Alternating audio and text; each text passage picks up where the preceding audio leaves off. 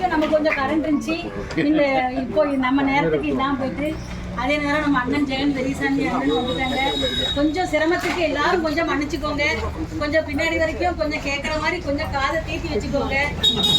இப்போ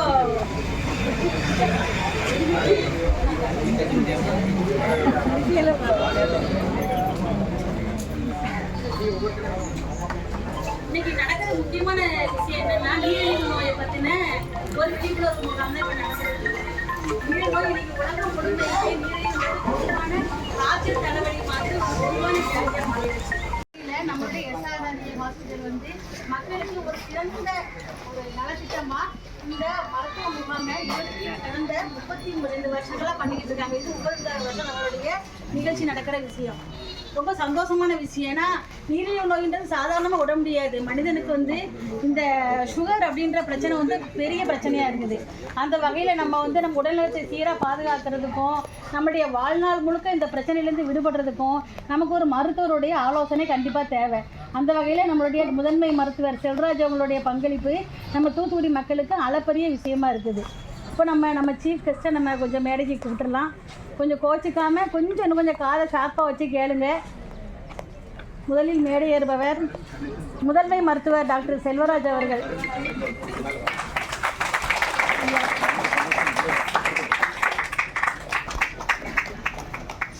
எங்கள் முதன்மை மருத்துவர் நம் நகரின் எஸ்ஆர்ஆர்ஏ ஃபவுண்டேஷன் இப்போ நமக்கு பெரிய அளவில் நமக்கு மக்கள் பணியை சிறந்த முறையில் பண்ணிக்கிட்டு இருக்கிற நம்ம செல்வராஜ் டாக்டர் அவங்க மூலமாக எங்களுடைய சதுரகிரி உழவார பணி குழுக்குமே கேம்ப் போடுறதுக்கு நிறைய மருத்துவ உதவிகளை மருத்துவர்களையும் செவிலியர்களையும் கொடுத்து எங்களுக்கு பெரிய உதவியாக இருந்து நாங்களும் எங்களுக்கு தெரிஞ்ச கிராமத்தில் போய் எங்களால் முடிஞ்ச நலத்திட்ட உதவிகளை பண்ணுறதுக்கு நம்மளுடைய முதன்மை மருத்துவர் டாக்டர் செல்வராஜோட பங்கு மிகவும் முக்கியமானதாக இருக்குது. ஐயா பெரியசாமி அவங்க இப்போ அவங்களுடைய தவ புதல்வர் அண்ணன் ஜெகன் பெரியசாமி அவர்கள் நம்ம தூத்துக்குடியில் ஒவ்வொருத்தர் வீட்லையும் இன்றைக்கி நிறைய விஷயங்கள் நடந்துக்கிட்டு இருக்குன்னா அது அண்ணனும் அவங்க அப்பாவும் சேர்ந்து நமக்கு செஞ்ச பெரிய விஷயங்கள் தான் இன்றைக்கி நம்ம தூத்துக்குடி மாநகரை ஜொலிக்க வச்சுக்கிட்டு இருக்குது. மாநகராட்சின்ற அந்தஸ்துக்கு நம்ம நகரை கொண்டு போகிறதுக்கு முக்கிய காரணமும் நம்ம அண்ணன் ஜெகன் பெரியசாமி அவர்கள் தான். அவங்களையும் வருக என வரவேற்போம்.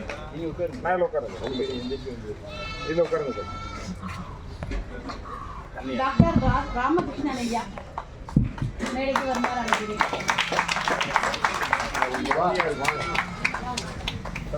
ஐயா துரைபாண்டியன்,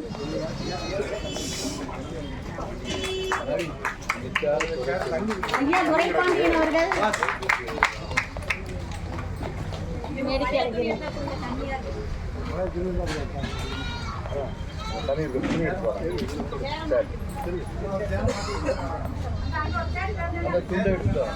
கொஞ்சம் தாமதத்துக்கு மன்னித்து கொஞ்சம் பொறுமை காத்து நிகழ்ச்சியை சிறப்பாக நடத்தி தரதுல உங்களுடைய பங்கு தான் மிக முக்கியமானதாக இருக்குது. இப்போ அந்த வகையில் நம்ம குத்துவிளக்கு ஏற்றி இந்த நிகழ்ச்சியை சிறப்பாக ஆரம்பிக்கிறதுக்கு நம்மளுடைய மூத்த அண்ணா லிங்குசாமி அவர்களின் துணைவியார் திரு சந்திரா அவர்களை மேடைக்கு அழைக்கிறேன். திருமதி சந்திரா அவர்களை மேடைக்கு அழைக்கிறேன்.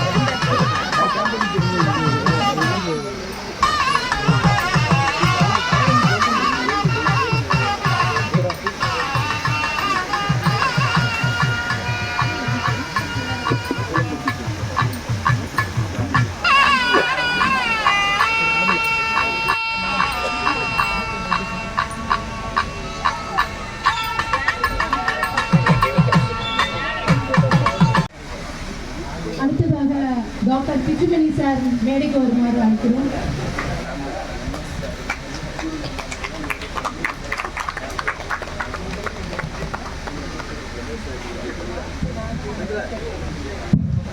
தமிழ் தாய் வாழ்த்து அனைவரும் நம்பிக்கை.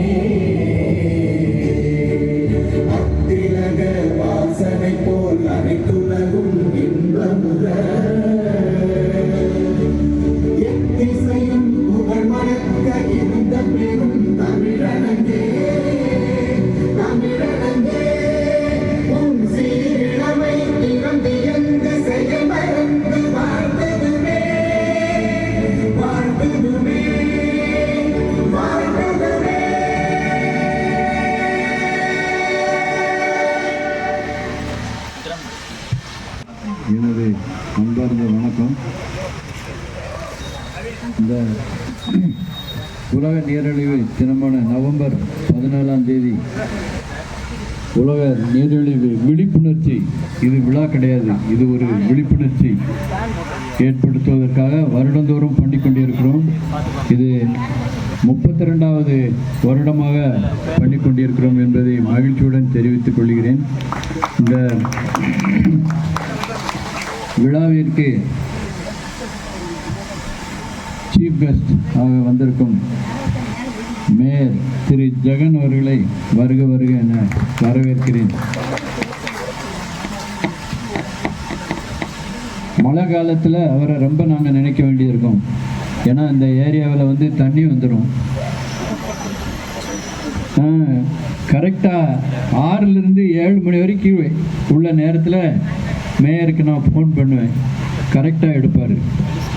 அப்போ நான் சொல்லுவேன், இந்த ஏரியாவில் இந்த மேனுவல் திறந்து கிடக்கு, இங்கே தண்ணி போகலை அப்படின்னு சொல்லுவேன். 2 மணி நேரத்துக்குள்ளே அந்த ஏரியாவை இன்ஸ்பெக்ட் பண்ணி அதெல்லாம் பார்ப்பார். இன்னும் மழை இனிமே தான் இருக்குது. அதனால் இந்த மழை சீசனில் அவர் எங்களை நல்லா கவனித்துக் கொள்வார் என்று கூறி அவரை வருக வருகென வரவேற்கிறேன். அடுத்தது ஒரு special guest mister Duraipandian, retired NCC officer from Usilampatti. அவங்க முதுகுளத்தூரா? ஆமாம். அவங்க உங்களுக்கு இன்றைக்கி ஒரு சிறப்புரையை நிகழ்த்துவாங்க. அவங்களையும் வருக வருகென வரவேற்கிறேன். அடுத்ததாக அரவிந்த் கண் மருத்துவமனை முன்னாடி முதன்மை மருத்துவராக இருந்தவர், இப்போ ஆலோசகர் திரு டாக்டர் ராமகிருஷ்ணன். அவரை வரவேற்க வேண்டியதில்லை, ஏன்னால் அவர் இந்த ஆஸ்பத்திரியின் ஒரு அங்கம். கிட்டத்தட்ட 32 ஆண்டுகள் ராமகிருஷ்ணன் இந்த ஆஸ்பத்திரிக்கு இந்த விழி வெண்திரை, இந்த டயபெட்டிஸில் முக்கியமாக அஃபெக்ட் ஆகிறது இந்த விழி வெண்திரை தான். அதை இங்கே பார்த்து உங்களுக்கு எல்லாத்துக்கும் ஃப்ரீயாக 32 வருஷமாக பண்ணிக்கிட்டு இருக்கார் இதை. மற்றும் இந்த முகாமிற்கு இருந்திருக்கும் உங்கள் அனைவரையும் நான் வருக வருக வரவேற்கிறேன். நீங்கள் இல்லை என்றால் இந்த விழாவிற்கு இடமே கிடையாது. நீங்கள் தான் மிக மிக முக்கியம். உங்களுடைய ஆரோக்கியம்தான் எங்களுக்கு மிக முக்கியம். 32 வருடம், அதில் சில பேர் இங்கே இருக்கிற சில பேர் இதை நாங்கள் ஆரம்பிக்கும் போது நீங்கள் பிறந்திருக்க மாட்டீங்க. சில பேர் பிறந்து உங்களுக்கு சுகர் வந்திருக்கு. அதுதான் அந்த காலத்தின் சுழற்சி. உங்களுக்கு எல்லாருக்கும் தெரியும், இந்தியாவில் 101 மில்லியன் டயபெட்டிஸ் நோயாளிகள் இருக்காங்க. அதை விட ரொம்ப அதிர்ச்சியான விஷயம் என்னென்னா 136 மில்லியன் மக்கள் வந்து டயபெட்டிஸ் வர்றதுக்காக காத்திருக்காங்க. அதுக்கு பேர் ப்ரீ டயபெட்டிஸ். நகரத்தில் வந்து 11.4% டயபெட்டிஸ் விகிதாச்சாரம் இருக்குன்னு ஐசிஎம்ஆர் இண்டயப்புங்கிறது பெரிய ஸ்டடி இந்தியாவில் அவங்க சொல்லியிருக்காங்க 2023. அது மட்டும் இல்லை, 15.6 இந்த ஜனத்தொகையில் வந்து ப்ரீ டயபெட்டிஸ் பெர்சன்டேஜ் இருக்காங்க. இதெல்லாம் ஏன் சொல்கிறேன்னா, 100 பேர் இருந்தால் அதில் 10 பேர் டயபெட்டிஸ். ஆனால் பயப்பட வேண்டியதில்லை. நீங்கள் டயபெட்டிஸை கண்ட்ரோலில் வச்சுக்கிட்டிங்கன்னா 3 முக்கியமான காம்ப்ளிகேஷன்: கண் பார்வை இழத்தல், கால் போகிறது, 2வது ஹார்ட் அட்டாக், அடுத்து ஸ்ட்ரோக். இந்த 4 காம்ப்ளிகேஷனையும் வராமல் தடுக்கலாம். எத்தனையோ பேர் டயபெட்டிஸ் நல்ல கண்ட்ரோலில் இருக்கிறவங்க இந்த வியாதியெல்லாம் இல்லாமல் இருக்காங்க. ஆனால் டயபெட்டிஸ் இல்லாமல் 30 வயசுலேயே 40 வயசுலேயே மாரடைப்பு, ஸ்ட்ரோக் உள்ளவங்க எத்தனையோ பேரை நம்ம பார்க்குறோம். அதனால் இந்த விழிப்புணர்ச்சி வந்து உங்களுக்கு தேவை என்று கூறி இந்த நிகழ்ச்சிக்கு இருந்து நல்ல முறையில் நடத்தி கொடுக்குமாறு கேட்டுக்கொண்டு விடைபெறுகிறேன். வணக்கம். டாக்டர் செல்வராஜ் அவர்கள் மேயர் ஜெகன் பெரியசாமி அவர்களுக்கு பொன்னாடை போடுமாறு தாழ்மையுடன் கேட்டுக்கொள்கிறேன்.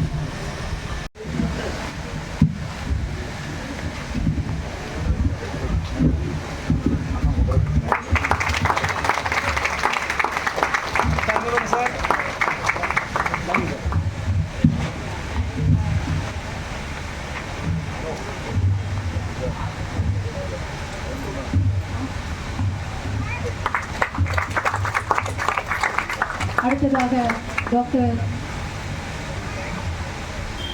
ராமகிருஷ்ணன் அவர்களுக்கு டாக்டர் செல்வராஜ் சார் பொன்னாடை போடுமாறு கேட்டுக்கொள்கிறேன்.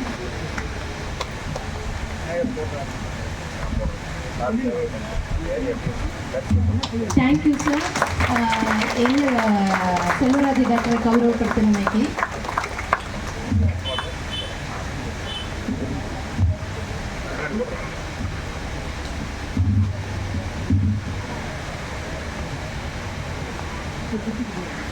அடுத்ததாக டாக்டர் செல்வராஜ் அவர்கள் டாக்டர் ராமகிருஷ்ணன் அவர்களுக்கு பொன்னோடை அணிவிக்குமாறு கேட்டுக்கொள்கிறேன்.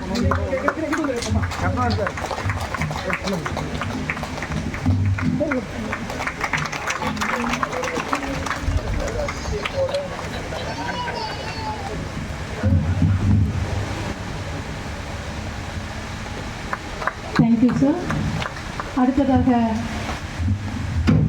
எங்களது இளைய தளபதி டாக்டர் நவீன் அவர்கள் துரைபாண்டியன் அவர்களுக்கு கௌரவிக்குமாறு கேட்டுக்கொள்கிறேன்.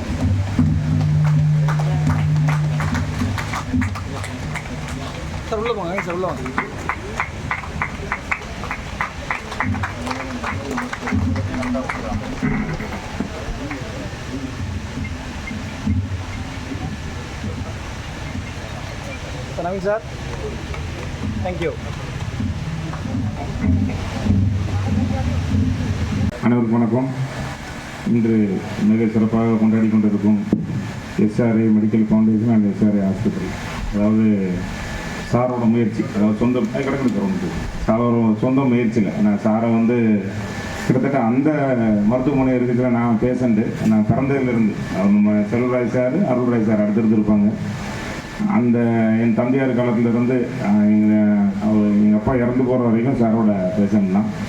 அதாவது அந்த நேரத்தில் சார் இந்த ஃபங்க்ஷன் கொடுத்து நீ கூப்பிட்டதுக்கு மிக்க மகிழ்ச்சி, நன்றி தெரிவித்துக் கொள்கிறேன். அந்த காலத்திலே பார்த்தீங்கன்னா தூத்துக்குடி ரொம்ப சிறுசாக இருக்கும், எல்லாத்துக்கும் தெரிஞ்சிருக்க சார் பேசிலே சொல்லிட்டாங்க, வயசானவங்க இருப்பீங்க, இப்போ பிறந்தவங்களுக்கெல்லாம் இருப்பீங்கன்னு. அதாவது மக்களை முன்னேற்ற வேண்டும். பார்த்தீங்கன்னா ரூரல் பிரைமரி ஹெல்த் சென்டர் இருக்கும், அது ஏதாவது ஒரு ரூரல் ஏரியாவில் இருக்கும். அந்த மாதிரி ஒரு ப்ரைவேட் ஹாஸ்பிட்டல் இருந்தாலும் முதல்ல தூத்துக்குடி வந்து உள்ள 2000 பக்கத்தில் இருந்து சார் ரைட்டில் அந்த இடத்துல கொண்டு அப்போவே ஏரியாவை டெவலப் பண்ணி பெரிய ஹாஸ்பிட்டலாக போட்டு ரொம்ப ஒரு பிஸ்னஸ் ஆரம்பித்து எப்படி போகணும்னு தெரியும். ரொம்ப ஸ்லோ பஸ்ஸில் நிறைய, அதாவது கிட்டத்தட்ட எனக்கு தெரிஞ்சு ஒரு 8 வரலும் சார் பார்த்துருப்பாங்க. எல்லாம் ஃபுல் 2 மாதம் 3 மாதம் ஹாஸ்பிட்டல் திறக்கலன்னு சொல்லி போயிட்டு இருந்தது. அதையும் மீறி இன்றைக்கி நல்ல முறையில் நடத்தி கொண்டு இருக்கேன். ஒரு நிறுவனம் நடத்த எவ்வளோ கஷ்டம்னு தெரியும். இன்று மெடிக்கல் பல ரூபத்தில் நிறைய ஹாஸ்பிட்டலு ஒரு செக்டாக இருக்கும். உடம்புல வந்து டாக்டருங்கிறது எல்லாமே ஜென்ரலாக தெரியும், அவங்களுக்கு பாடியில் என்னென்ன நம்மளோட நோயாக இருந்தாலும் சரி என்னென்ன பாகம் இருக்குது, கிட்னி இருக்குது, லிவர்னு தெரியும். இருந்தாலும் நிறைய ஸ்பெஷலிஸ்ட் வந்துட்டாங்க. அதனால் நிறைய போனாலும் இன்றும் அவங்க சாருக்குன்னு ஒரு கஸ்டமரேஜ் நடத்தி கொண்டு இருந்து நம்ம ஊரில் பல பேர் உயிரை காப்பாற்றினாங்க. இங்கே நிறைய டாக்டர் இருக்கீங்க. சாருக்கு என்னோட நன்றியை தெரிவித்துக் கொள்கிறேன். மற்றும் இந்த நிகழ்ச்சியில் கலந்து கொண்டு இருக்கும் ராமகிருஷ்ணன் சார் ஒரு 10 நாளைக்கு போன வாரம் தான் பார்த்தோம், சென்னை திருநெல்வேலியில் வச்சு. நான் தான் அரவிந்த் ஃபவுண்டேஷனை பார்த்துட்டு இருக்கேன்னு சொன்னார். சாரை செஞ்ச மகிழ்ச்சி. அடுத்து பார்த்தீங்கன்னா நம்ம இவங்க டாக்டர் நவீன் தான் மாற்றி முதல்ல வந்தாங்க. செல்வராஜ் சார் சொன்ன மாதிரி 6 மணிக்கு டெய்லி பேசுவாங்க. மழை பெஞ்சா பேசுவாங்க, இல்லை மற்ற எது வேலை இருந்தால் பேசிடுவாங்க. வரணுன்னு சார் சொன்னால் எப்போனாலும் வந்துடலாம், நீங்கள் இன்றைக்கி வச்சாலும் வந்துடுவேன், ஊரில் இருக்கிற அன்றைக்கி மட்டும் சொன்னேன்.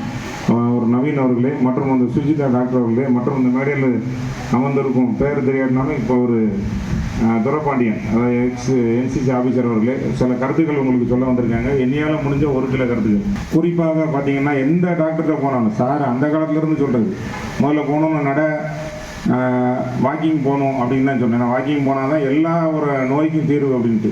அந்த வாக்கிங்கை நம்ம எப்படி கொண்டு வரணும். எனக்கு ஒரு வாய்ப்பு கிடைச்சது, எங்கள் தந்தையார் காலத்தில் எம்எல்ஏ இருந்தாலும் ஒரு வாய்ப்பு கிடைத்தோன்னே நிறைய பார்க், கிட்டத்தட்ட 206 பார்க் சைடு நம்ம ஊர் மெட்ராஸ் மாதிரி வராத, கோயம்புத்தூர் மாதிரி வராதுன்னா அதை ரெடி பண்ணணும். அப்போ அடிப்படை தேவைகள் என்ன உண்டு அப்படிங்கிறது தான். நம்ம தண்ணி கட்டுறது நிப்பாட்டணும், சுகாதார சீர்கேடாக இருக்கக்கூடாது, கொசு கடிக்கக்கூடாது, ரோடு சாலை வசதி நல்லா இருந்தால் தான் நிறைய டெவலப்மெண்ட். ஏன்னா இந்த தூத்துக்குடி சென்னைக்கு அப்புறம் டெவலப் ஆகிட்டு வருது.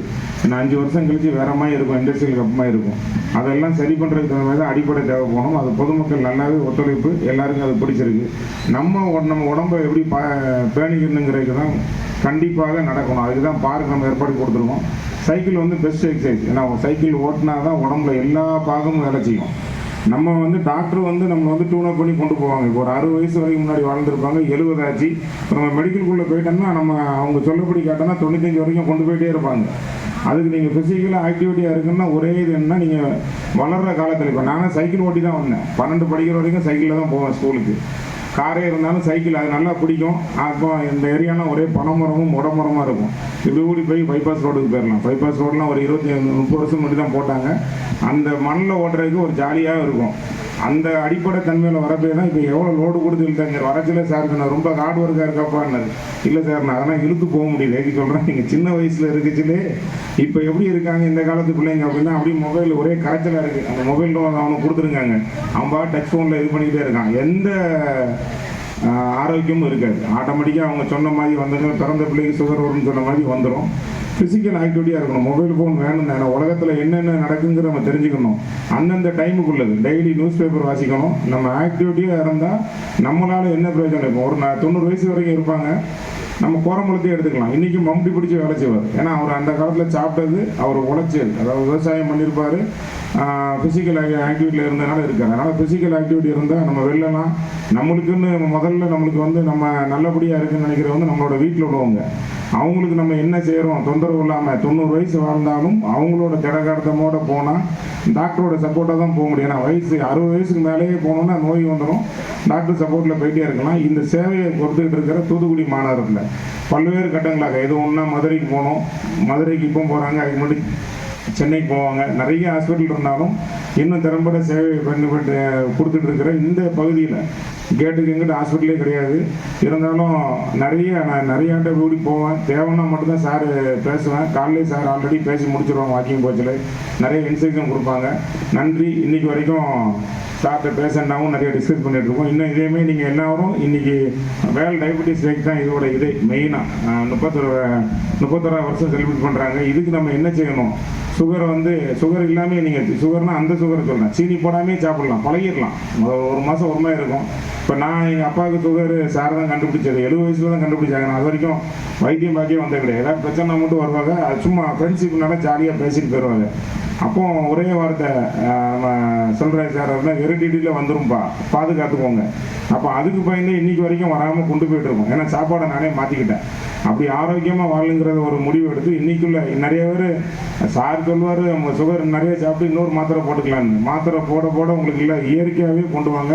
அதான் சாரோட கைட்னஸ்ஸு. அனைவரும் நம்மளோட உடம்பை பேணி காத்து நம்ம ஊரோட பின்னாடி சொல்லணும். தூத்துக்குள்ளே பார்த்தீங்கன்னா அவ்வளோ பேரும் 90 வயசுக்கு மேலே இருக்காம்பா அப்படின்னா அப்படிங்கிற சொல்றதை உருவாக்குன்ற கூறி வாய்ப்புகள் எனக்கு நன்றி கூறி விடுவதே நன்றி. வணக்கம். சகோதரர் டாக்டர் செல்வராஜ் அவர்களே, தூத்துக்குடி மாநகர மேயர் பெரியசாமி அவர்களே, கைலாசம் மற்றும் இங்கு வந்திருக்கும் மற்ற நண்பர்களே, டாக்டர் செல்வராஜ் குடும்பத்தினுடைய உறுப்பினர்களே, பெரியவர்களே, தாய்மார்களே, உங்கள் அனைவருக்கும் எங்களுடைய அரவிந்த் கண் மருத்துவமனையின் சார்பில் நன்றி கலந்த வணக்கத்தை தெரிவித்துக் கொள்கிறேன்.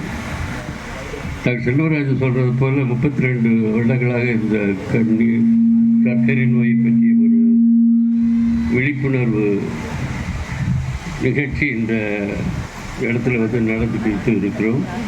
நாங்களும் 32 வருடமாக இந்த பகுதிக்கு வந்து இந்த நாளில் அங்கு வரும் மக்களுக்கு வந்து கண் விழித்திரையில் பாதிப்பு இருக்கிறதா என்பதை பார்ப்பதற்கு நிறைய பரிசோதனைகள் செய்து கொண்டிருக்கிறோம். 32 வருடங்களாக தொடர்ந்து எனக்கு தெரிஞ்சு நாங்கள் எங்கள் அரவிந்த் கண் மருத்துவமனை இந்த மாதிரி ஒரு முகாமை வந்து யாருமே பண்ணதில்லை. மதுரையிலையும் சரி, மற்ற மருத்துவமனைகளும் சரி, அது வந்து ஒரே ஒரு மருத்துவமனை பண்ணுகிறது என்றால் அது டாக்டர் செல்வராஜ் அவர்கள் தான். அதுபோக வந்து நான் அவர் ரொம்ப பேசுவார்னு எதிர்பார்த்தேன். சுருக்கமாக முடிச்சிட்டாரு.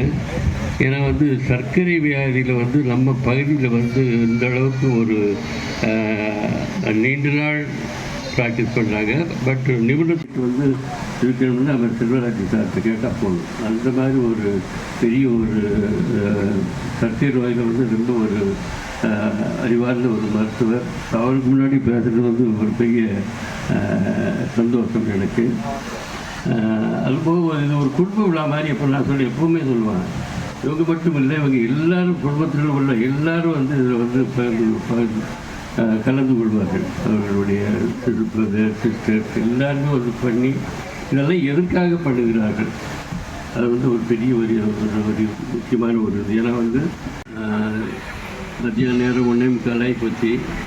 எல்லோரும் மோஸ்டாக பீப்புளாக சுகர் பேஷண்ட்டு, பசி, மயக்கம் போட்டு வேறு விழுந்துக்கூடாது வேறு இருக்குது.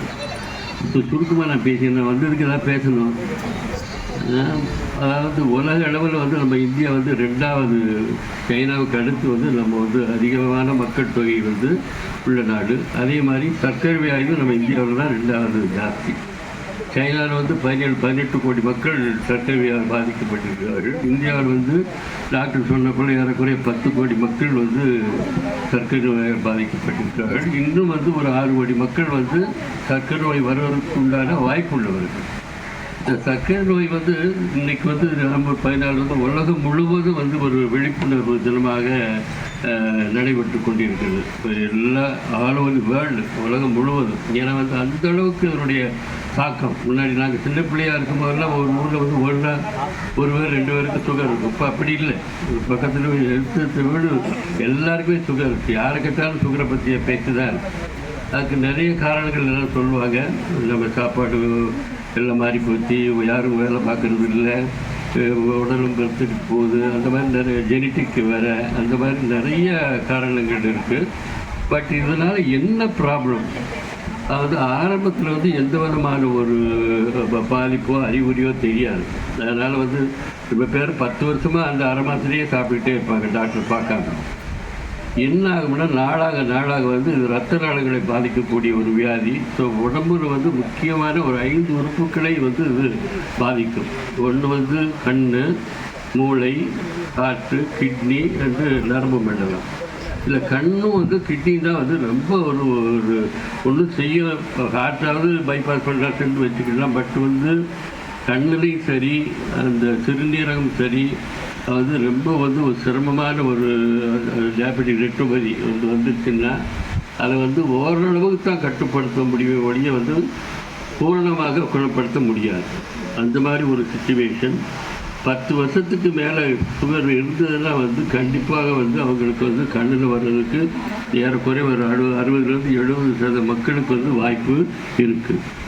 ஏன் கண்ணை பற்றி கண்ணு மட்டும் சார் வச்சுருக்காரு, கண்ணு முகாம் மட்டும் வச்சுருக்கிறாரு, மற்றது வைக்கலன்னு கூட நினைக்கலாம். யாருக்கே தெரிஞ்சவர்கள் வச்சுருக்காரு, அப்படின்லாம் கிடையாது.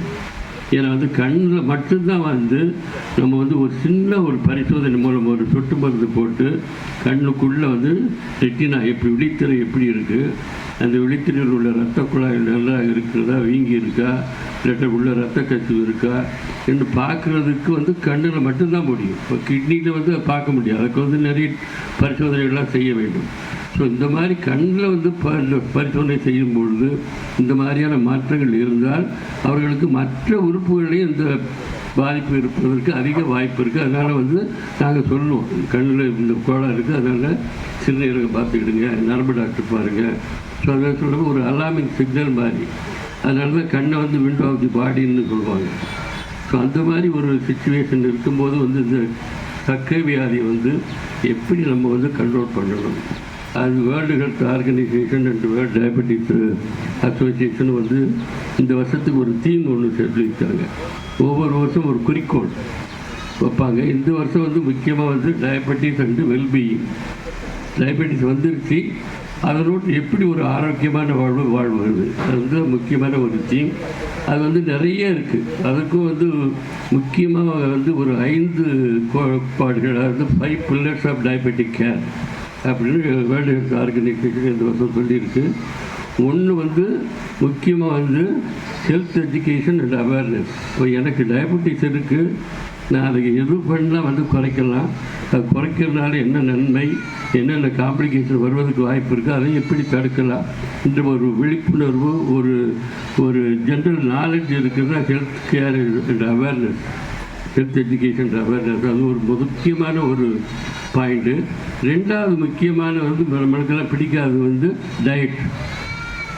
ஏன்னா வந்து காலைல கூட எல்லோரும் பேசிக்கிட்டோம், டயட்னு எல்லோரும் பேசுகிறோம், பட்டு ஸ்ட்ரிக்டாக இருக்கிறோம். இப்போ நிறைய வந்துருச்சு, என்னென்னமோ ஃபாஸ்டிங் வைக்கிறாங்க, அது வைக்கிறாங்க, பட் ஸ்டில் ஒரு கண்டினியூஸாக வந்து ஒரு சஸ்டைனபிலிட்டி வந்து வரல. அதாவது யூனிஃபார்மாக வந்து நம்ம இதான் சாப்பிட்ணும், இது நோன்னு சொல்கிறதுக்கு யாருக்கும் வந்து விருப்பம் வேண்டாம் அப்படின்னு சொல்கிறதுக்கு வந்து யாருமே நமக்கு தயாராக இல்லை. அதனால் வந்து சுகருடைய அளவு வந்து கீழே மேலே போகுது, ஃப்ளக்சுவேஷன்ஸ். ஒரு நாளைக்கு 90, ஒரு நாளைக்கு 450 அப்படி போச்சுன்னா வந்து சீக்கிரம் வந்து இந்த இரத்த குழாய்கள் வந்து பாதிப்பதற்கு அதிக வாய்ப்பு இருக்குது. So diet plays a major role. சாப்பாடு வந்து ரொம்ப ரொம்ப ரொம்ப நம்ம வந்து ஸ்ட்ரிக்டாக இருந்தால் வந்து இந்த ஆரம்பத்திலேயே சுகர் வந்து வராமல் தடுக்கலாம், வந்தால் வந்து நல்லா கண்ட்ரோலாக பண்ணிக்கிடலாம். இது வந்து டயட்டு. மூணாவது வந்து முக்கியமான வந்து எக்ஸசைஸ். எக்ஸசைஸு டாக்டர் எல்லாம் நிறைய சொல்லியிருக்கிறாங்க. பட் வாக்கிங் அதான் பெஸ்ட்டுன்னு எல்லாருமே சொல்கிறாங்க. But yoga whatever something ஒரு 42 minutes to 60 minutes of exercise every day. முடியும் போதெல்லாம் வந்து எக்ஸசைஸ் பண்ணுறது வந்து ரொம்ப ரொம்ப இந்த சுகருக்கு வந்து ரொம்ப ரொம்ப முக்கியம். நான்காவது வந்து டயக்னோசிஸ் அண்ட் ட்ரீட்மெண்ட். அதாவது என்ன வைத்தியம் சொல்லியிருக்கிறாங்களோ அதை வந்து ரெகுலராக ஃபாலோ பண்ணுறது, பீரியாடிக்கல் செக்கப் பண்ணுறது. அது வந்து இந்த periodical checkup is very very important. ஏன்னா நம்ம பாட்டுக்கு நம்ம மாத்திரை சாப்பிட்டுக்கிட்டு இருப்போம், பட் அது கண்ட்ரோலாக இருக்கா இல்லையாங்கிறது வந்து நம்ம வந்து பரிசோதனை செய்து பார்த்தாத்தான் தெரியும். மற்ற உறுப்புகளையும் பரிசோதனை செய்வதற்கு ஏதுவாக இருக்கும் பீரியாடிக்கல் செக்கப். 5வது வந்து இந்த பிளட் சுகரை யூனிஃபார்மாக கண்ட்ரோல் பண்ணிக்கிறது. இது வந்து 5 வந்து முக்கியமான ஒரு பிரின்சிபல்ஸ் ஆஃப் டயபெட்டிக் மேனேஜ்மெண்ட். இது எல்லோரும் வந்து நம்ம கடைப்பிடித்தால் வந்து இந்த நோயை வந்து நல்ல ஒரு கட்டுக்குள் ஒரு ஃப்ரெண்டாக வந்து நம்ம வச்சுக்கிடலாம். ஏன்னா இது வந்து போகாது, நம்ம கடைசி வரைக்கும் அதுக்கு கூட தான் இருந்தால் நம்ம we have to make them friends. அந்த மாதிரி வந்து தேவையாக இல்லாத ஆள் தான், பட் தேவை இப்படி இருக்கும்போது உடம்போடு இருக்கும்போது we have to make the disease உள்ள ஃப்ரெண்ட்ஸ். ஸோ அதுக்கு எது பிடிக்கும் எது பிடிக்காது தெரிந்து நம்ம வாழ்ந்தால் வந்து ஒரு ஆரோக்கியமான வாழ்க்கையை வரலாம். இப்போது ரீசெண்டாக டாக்டர் இந்த மீட்டிங்கெல்லாம் போயிட்டு வந்திருக்காங்க. ஒபிசிட்டி வந்து உடல் பருமன் வந்து ஒரு முக்கியமான காரணம் டயபெட்டிஸுக்கு. அதுக்கெல்லாம் நிறைய ட்ரீட்மெண்ட் எல்லாம் வந்து இங்கேயும் இப்போ ஆரம்பிக்க போகிறாங்க. ஊசி போட்டால் அதுக்குன்னு தனியாக ஊசி இன்ஜெக்ஷன்ஸ்லாம் வந்திருக்கு, நிறைய இன்ஜெக்ஷன்ஸ் வந்திருக்கு. அது வந்து வெயிட்டை குறைக்கணும், வாரத்துக்கு ஒரு ஊசி, மாதத்துக்கு ஒரு ஊசி, அந்த மாதிரிலாம் வந்து ஒரு சேஃப்டி ப்ரொஃபைலில் வந்து நிறைய இன்ஜெக்ஷன்ஸ்லாம் வரப்போகுது. ஸோ இன் ஃப்யூச்சரில் வந்து டயபெட்டிக் கேர் வந்து ரொம்ப ரொம்ப மாற்றங்கள் வருவதற்கு அதிக வாய்ப்பு இருக்கிறது. நம்ம அதெல்லாம் அதுக்கெல்லாம் வந்து இடம் கொடுக்காம நம்ம இளைய தலைமுறைகள் அந்த எஸ்பெஷலி தட் ஜங்க் ஃபுட் அப்படின்னு சொல்கிறது வந்து அவாய்ட் பண்ணி ஓரளவுக்கு ஃபிசிக்கல் ஆக்டிவிட்டி நம்ம டயட்டு இதெல்லாம் இருந்தால் வந்து கண்டிப்பாக வந்து especially the high risk patients, அதாவது யாருக்கு வருவதற்கு வாய்ப்பு இருக்குது அவங்களெல்லாம் வந்து இதெல்லாம் கண்டிப்பாக வந்து கடைப்பிடித்தால் இந்த சுகரை வந்து வராமலே நம்ம வந்து தடுக்கலாம், நோயற்ற ஒரு நல்ல ஒரு ஆரோக்கியமான வாழ்வு வாழலாம் என்று கூறி எங்களுடைய மருத்துவ குழுவின் சார்பாக மீண்டும் ஒரு முறை டாக்டர் செல்வராஜ் அவர்களுக்கும் மற்றும் நவீன் மற்றும் சுஜித் எல்லாருக்கும் என்னுடைய நன்றியை தெரிவித்துக்கொண்டு விரைவேறி நன்றி வணக்கம். ஒரு நிகழ்ச்சி தொடங்குறதுக்கு முன்னாடி ஒரு பக்தி பாடலோடு ஆரம்பித்தா நல்லாயிருக்கும். இந்த பாட்டு நான் உங்களை பார்த்து பாடுறது, நீங்கள் டாக்டரை பார்த்து பாடுறது, சரியா? நான் ஏன் சாமியை நினச்சி பாடுறேன். இதோ எந்த தெய்வம் முன்னாலே நான் ஒரே ஒரு புன்னகையில் கண்டேனே, இதோ எந்த தெய்வம் முன்னாலே நான் ஒரே ஒரு புன்னகையில் கண்டேனே, பாசமுள்ள பார்வையிலே கடவுள் வாழ்கிறான், அவன் கருணை உள்ள நெஞ்சினிலே கோயில் கொள்கிறான்,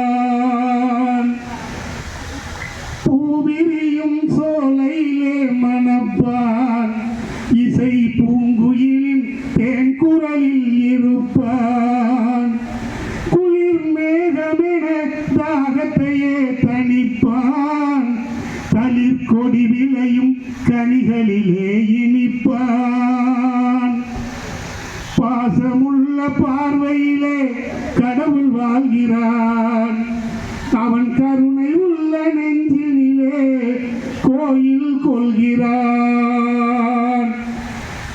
பல நூல் படித்து நீ அறியும் கல்வி, பொது நலம் நினைத்து நீ வழங்கும் செல்வம், பிறர் உயர்வினிலே உனக்கிருக்கும் இன்பம், இவை அனைத்திலுமே இருப்பதுதான் தெய்வம், பாசமுள்ள பார்வையிலே கடவுள் வாழ்கிறான், அவன் கருணை உள்ள நெஞ்சினிலே கோயில் கொள்கிறான் என்று மனித தெய்வங்களாகிய உங்களையும் மனித வடிவத்திலே வந்திருக்கின்ற கடவுளாக வந்திருக்கின்ற மருத்துவர் அத்தனை மருத்துவர்களையும் இந்த நேரத்திலே நான் வணங்கி மகிழ்கிறேன். நான் இந்த பாட்டை பாடினதுக்கு காரணம் நம்ம கொஞ்சம் ரிலாக்ஸ் ஆகணும். ஏன்னா நம்ம எல்லாருமே ஒரு டென்ஷனில் இருக்கோம். எனக்கு ஒரு பெரிய பிரச்சனை இருக்குது. ஒரு வீட்டில் கடைசி பிள்ளையாக பிறக்கக்கூடாது, ஒரு மீட்டிங்கில் கடைசி பேச்சாளராக வரக்கூடாது. ஏன்னா முன்னாடி இருக்கிறவங்க எல்லாம் சொல்லி முடிச்சிருவாங்க, எதை சொல்கிறதுன்னு தெரியாது. நான் ஒன்று சொல்லணும். இன்னொன்று எனக்கு இருக்கிற பெரிய பிரச்சனை, கொள்ளர் தெருவில் ஊசி விற்க வந்திருக்கிறேன். ஒன்று மருத்துவ பெருமைமிகு மருத்துவர்கள் நிறைந்த அவை, இன்னொன்று சர்க்கரையோடு வாழ்ந்து கொண்டிருக்கின்ற அவை.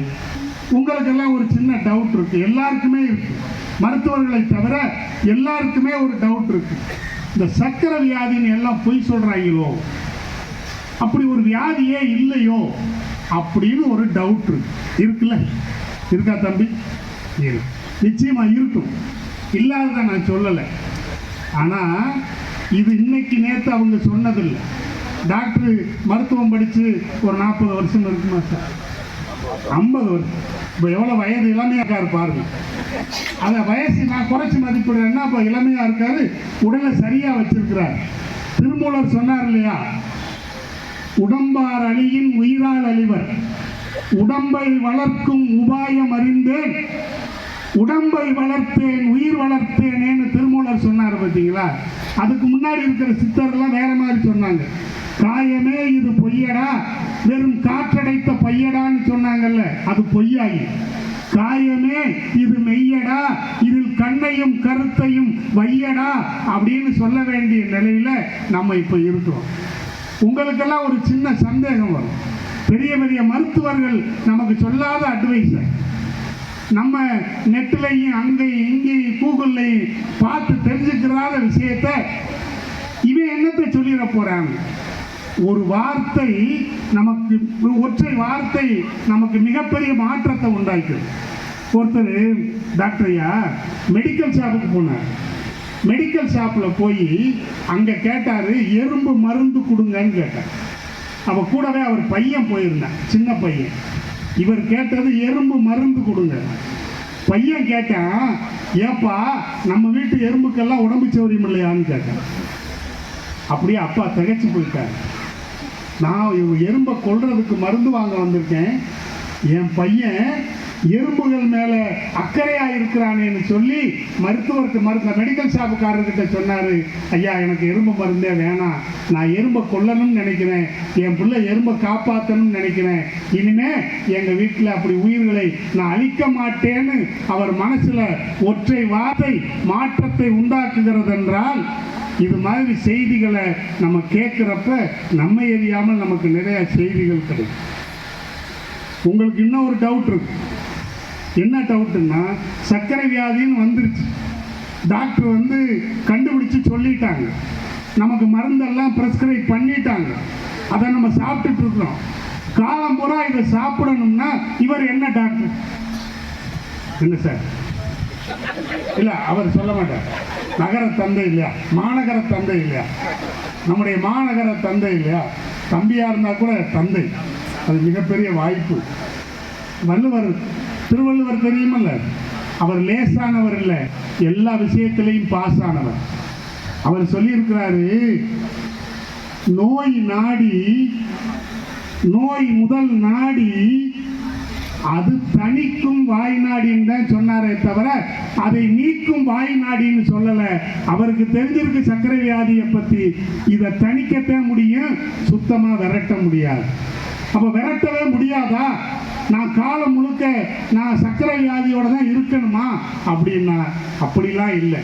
நிச்சயமாக மருத்துவர் சொல்லுகின்ற வழிகாட்டுதலை நீங்கள் 100% பின்பற்றக்கூடியவர்களாக இருந்தால் நிச்சயமாக உங்களால் அதிலிருந்து விடுபட முடியும். நம்ம அந்த வழிகாட்டுதலை ஏற்றுக்கிறோமா?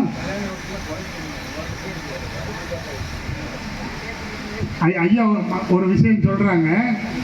இன்னொன்று, நம்ம ரொம்ப கெட்டிக்காரத்தனமாக ஒன்று பண்ணுறோம். என்னை மாதிரி ஆள் வச்சுக்கோங்க. எனக்கு சுகர் டெஸ்ட் எடுக்கணும்னு வச்சுக்கோங்க டாக்டர். ஒரு மாதத்துக்கு முன்னாடி இருந்து கடுமையான எக்ஸசைஸ், டேட் ஃபிக்ஸ் பண்ணியாச்சு, இத்தனாம் தேதி உனக்கு சுகர் டெஸ்ட்டு. ஆஹா, டெஸ்ட்டில் சுகர்னு சொல்லிடுவாங்களேன்னு அது வரைக்கும் கண்டதெல்லாம் திங்கிறது. இப்போ இந்த ஒரு மாதத்துக்கு பயங்கரமான எக்ஸசைஸ், டாக்டர் சொன்னதில் பாதி தான் டயட் எடுக்கிறது, கடுமையாக பின்பற்றுறது. அங்கே போய் ஒரு மாதம் கழித்து எங்கள் டாக்டர்கிட்ட போய் பார்த்த உடனே அங்கே லேப் டெக்னீஷியன் ரிப்போர்ட்டை கொடுப்பாங்க. அங்கே பார்த்தா சுகர் லெவல் கம்மியாக இருக்கும். எனக்கு சந்தோஷம். என்ன சந்தோஷம்? டாக்டரை ஏமாத்திட்டு. அவர் டாக்டர் நம்மளை மாதிரி எத்தனை பேரை பார்த்துருப்பார். இங்கே வாடி வா, நீ என்ன செஞ்சிருப்பேன்னு எனக்கு தெரியும், உனக்கு நான் வேற ஒரு டெஸ்ட் எடுக்கிறேன். என்ன டெஸ்ட்?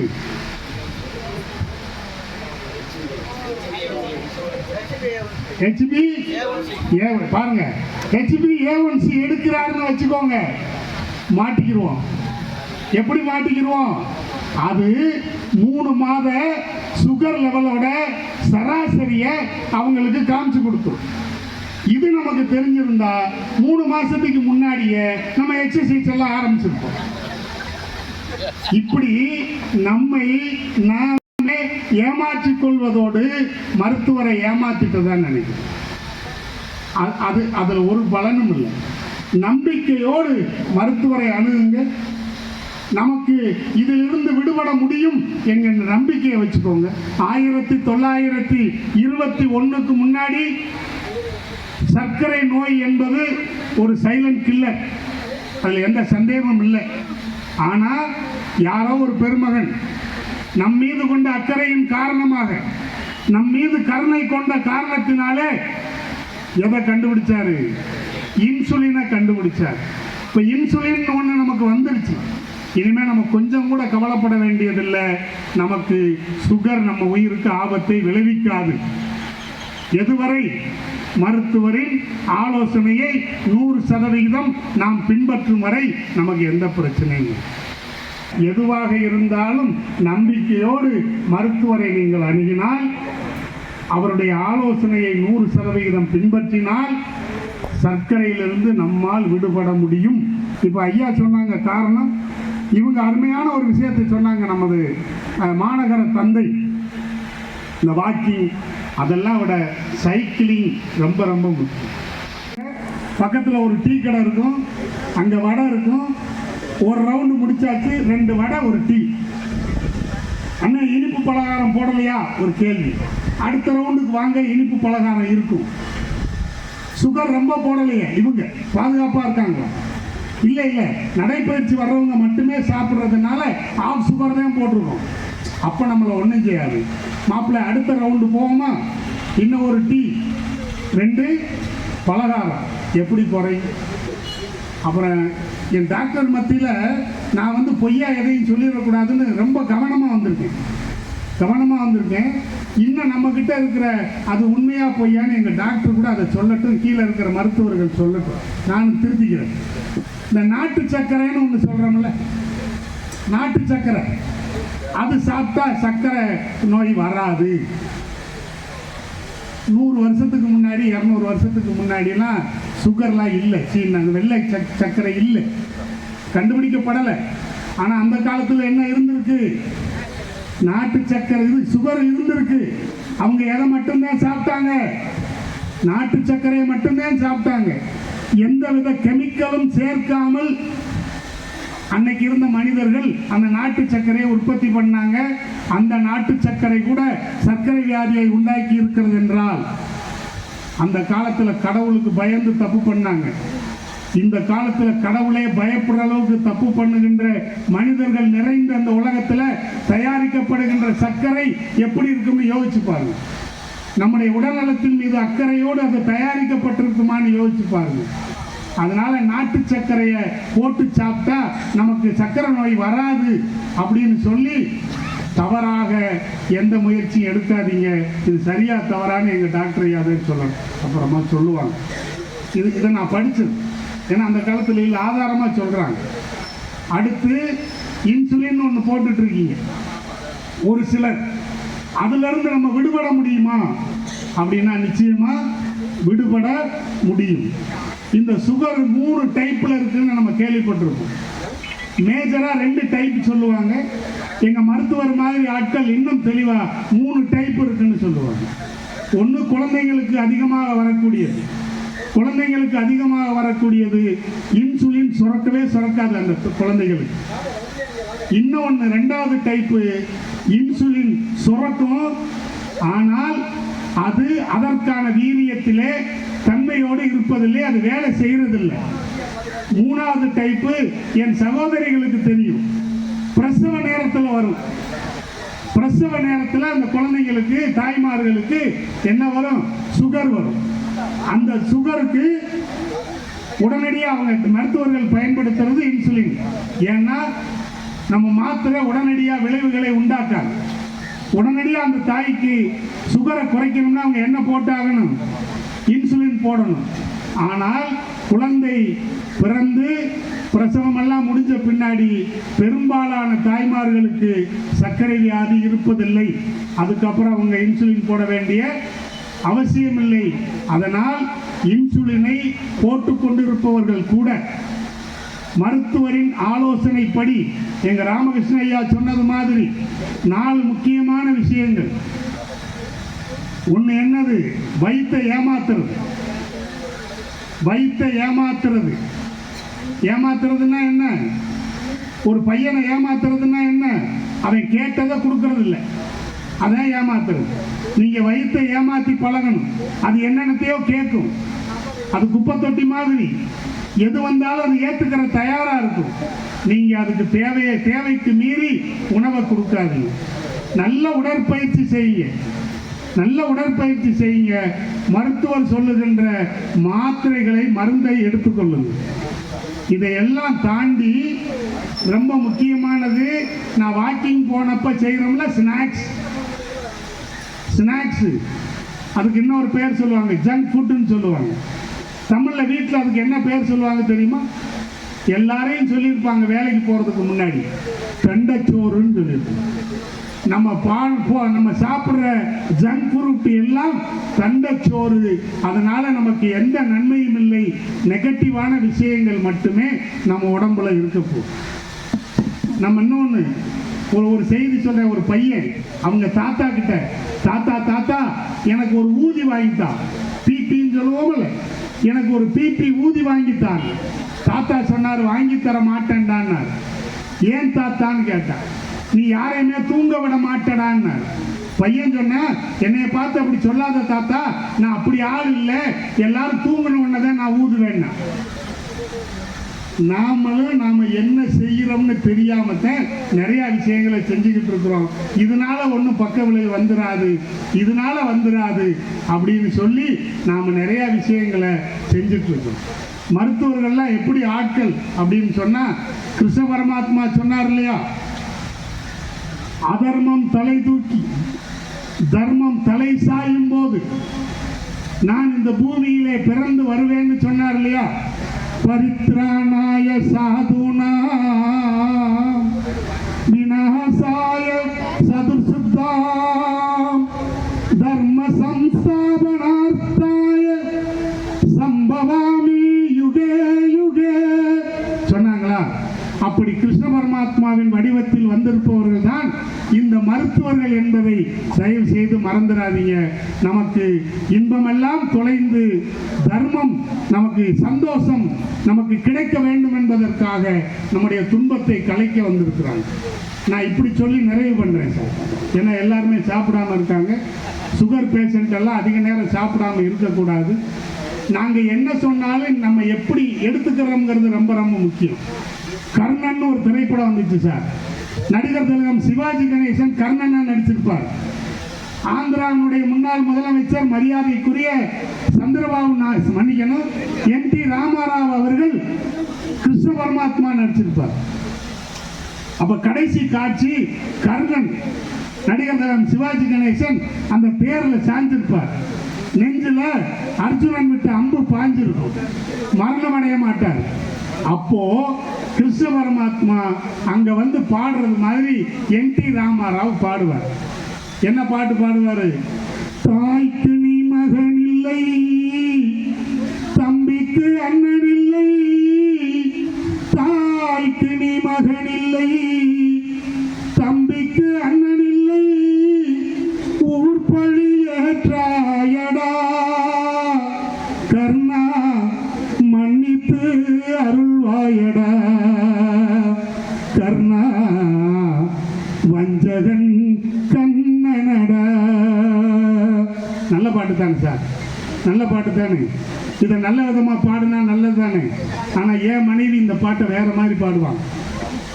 இந்த உங்கள் வீட்டில் உங்கள் துணைவியார் இதே மாதிரி பாடுனா அதுக்கு நான் பொறுப்பு இல்லை. என் அம்மா என்ன பாடுவாங்க தெரியுமா? என்னை பார்த்து, தாய்க்கு நீ மகன் இல்லை, தம்பிக்கு அண்ணன் இல்லை, என்னிடம் சிக்கினாயடா கருவாயா, உன் கதை முடிந்ததடா கருவாயா, வஞ்சகன் எங்கப்பனடான்னு. அந்த பாட்டை நம்ம எப்படி பாடுறோங்கிறது எப்படி முக்கியமோ, மருத்துவர்கள் சொல்லுகின்ற ஆலோசனையை நாம் எப்படி எடுத்துக்கொள்கிறோம் என்பதுதான் நமக்கு வாழ்க்கையிலே நன்மையை விளைவிக்கக்கூடியது. நான் கிட்டத்தட்ட 5 பேப்பரை எழுதிட்டு வந்திருக்கேன் நேயர் சார், 5 பேப்பரை எழுதியிருக்கேன். ஆனால் அதுக்கான நேரம் இது வரல, அதுக்கான நேரம் இல்லை. நிறைய செய்தி இருக்கு.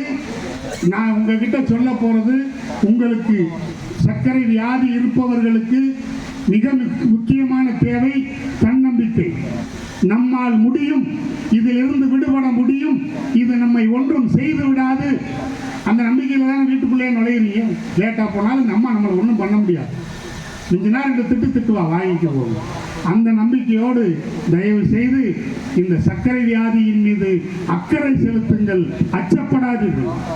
மருத்துவர்கள் நம்மோடு இருக்கும் வரை நமக்கு வழிகாட்டுகின்ற அந்த பெருந்தன்மை அவர்களுக்கு இருக்கும் வரை, நாம் அதை பின்பற்றும் வரை சர்க்கரை நமக்கு எல்லளவும் நமக்கு கெடுதல் செய்துவிட முடியாது. விழிப்போடு இருப்போம். நிறைவா, இன்னைக்கு உலக நீரிழிவு தினம். அதற்கான ஏற்பாடு இந்த ஏற்பாடு. இன்னொன்று, இன்று நம்முடைய பாரதத்திலே குழந்தையும் தெய்வமும் குணத்தால் ஒன்றுன்னு சொல்லுவாங்களே, அந்த குழந்தைகளை கொண்டாடுகின்ற அற்புதமான குழந்தைகள் தினம்.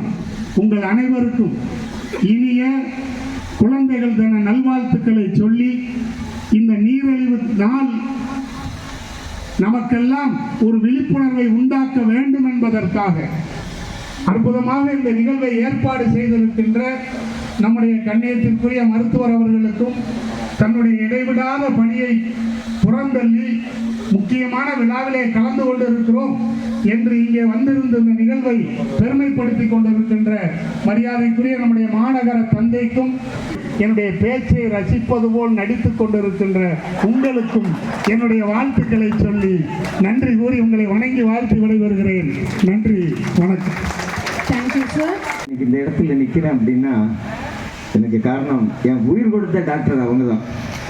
2002ஆம் ஆண்டு எனக்கு ஹார்ட் அட்டாக் வந்து இதே 3 மணி 3:30 மணிக்கு வந்து அட்மிட் ஆன போது ஒரு வாரத்தில் என்னை சுகமாக்கி இன்றைக்கு ஒரு சிறந்த பாடகராக நான் வந்து பாட்டு பாடுறேன்னா அதுக்கு உயிர் கொடுத்தவர் என்னுடைய வாழ்நாளை மறக்கவே மாட்டேன் என்பது மகிழ்ச்சியோடு தெரிவித்துக் கொள்கிறேன்.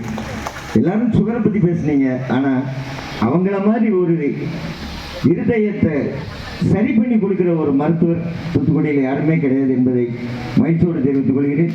மேலும் கைத்துட்டுங்க, ஏன்னா அவங்கள மாதிரி ஒரு குணமான டாக்டர் இருக்கவே மாட்டாங்க. எல்லா ஆஸ்பத்திரிக்கும் நம்ம போயிருக்கோம், எல்லா டாக்டரும் சொல்லுவாங்க போய் உடனே போய் சர்ஜரி பண்ணியா அப்படிம்பாங்க. ஆனால் ஒரு வாரம் என்னை பெட்டில் வச்சு என்னை சுகமாக்கி என் மேலே ஒரு கத்தி கூட படாமல் என்னை காப்பாற்றி கொடுத்தாங்க. காரணம் என்னன்னா நம்பிக்கை. இவனை காப்பாற்றிடலாம். ஏன்னா இன்னைக்கு அப்படிலாம் எந்த ஆஸ்பத்திரியும் கிடையாது. உடனே டக்குன்னு போய் மதுரையில் போய் ஆப்ரேஷன் பண்ணிட்டு வா அல்லது ஆஞ்சியோகிராம் பண்ணிட்டு வான்னு சொல்கிறாங்க. ஆனால் அதையெல்லாம் எனக்கு மாற்றி கொடுத்த உயிர் கொடுத்த டாக்டர் என்பதை மீண்டும் சொல்லுகிறேன். அடுத்தபடியாக இந்த இடத்துல நான் வந்து இன்னைக்கு இங்கே பேசிக்கிட்டு இருக்கேன்னா இது 2வது தடவையாக கொடுத்துருக்காங்க. நான் கேட்பேன் டாக்டர்கிட்ட, சார் சுகர் இது படி விழிப்புணர்வு போடுறீங்களான்னு. அவங்க ஒரு நிகழ்ச்சி ஏற்பாடு பண்ணிட்டாங்கம்மா. என்றைக்குமே என்கிட்ட எதுவுமே கேட்கவே மாட்டாங்க. அதனால் அவர்களுக்கு மீண்டும் என்னுடைய நெஞ்சார்ந்த நன்றியினை தெரிவித்து விடைபெறுகிறேன். நன்றி, வணக்கம். மேயர் அவர்களுக்கும் என்னுடைய நெஞ்சார்ந்த நன்றி. SRRA மருத்துவமனை நிர்வாக இயக்குனர் டாக்டர் செல்வராஜ் அவர்களுக்கும் முழு மருத்துவ குழுவுக்கும் எங்கள் மனமார்ந்த நன்றியை தெரிவித்துக் கொள்கிறோம். இன்றைய விழாவின் முக்கிய நோக்கம் சர்க்கரை நோய் கண்டுபிடித்து ஆரோக்கியமான வாழ்வை நடத்துதல் என்பதை அனைவருக்கும் தெளிவுபடுத்தியிருக்கிறது என்று நம்புகிறோம். இவ்விழாவுக்கு நேரம் ஒதுக்கி வந்து கலந்து கொண்ட அனைவருக்கும், நோயாளிகள், மருத்துவர்கள், நர்சிங் குழு மற்றும் மாணவர்கள் அனைவருக்கும் எங்கள் இதயபூர்வமான நன்றியை தெரிவித்துக் கொள்கிறோம். இப்போ அடுத்ததாக குழுக்கள். இது வந்து திடீர்னு தான் சார் பிளான் பண்ணியிருந்தாங்க. எல்லாரும் உங்களோட டோக்கனை எடுத்து கையில் வச்சுக்கோங்க. இது ஒவ்வொரு வருஷமும் நாங்கள் நடத்திக்கிட்டு இருக்கோம். லாஸ்ட் இயர் 150 பேஷண்ட் வந்திருந்தாங்க. இந்த வருஷம் 270 பேஷண்ட் வந்துருக்கிறீங்க.